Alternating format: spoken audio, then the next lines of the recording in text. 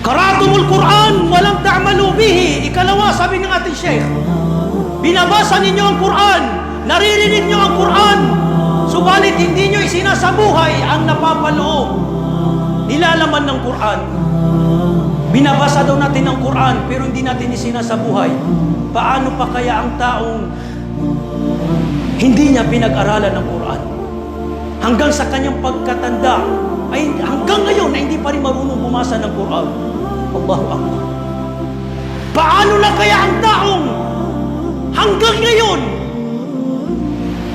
ay hindi pa rin marunong bumasa ng Quran?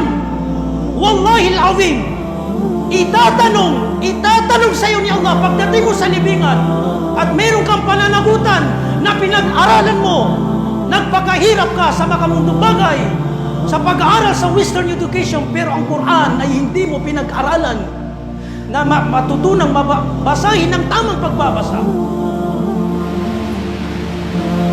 At ikaw na magulang, itatanong sa iyo, at meron kang pananagutan kay Allah na hinikayat mo ang iyong mga anak na pag-aralan ng Western education, subalit ang Quran ay kinaligtaan mo sa kanilang pag-aralan kung paano matutunan ang pagbabasa ng Quran, paano makapagsala, paano nila takpan ang kanilang aura. Wallahi al-azim, itatanong sa ito ni Allah subhanahu wa ta'ala, at meron kang pananagutan dito. Hindi masama ang pag-aaral ng Western education. Ito ay pinahintulot, maaring fardu kifaya, subalit wag natin kakaligtaan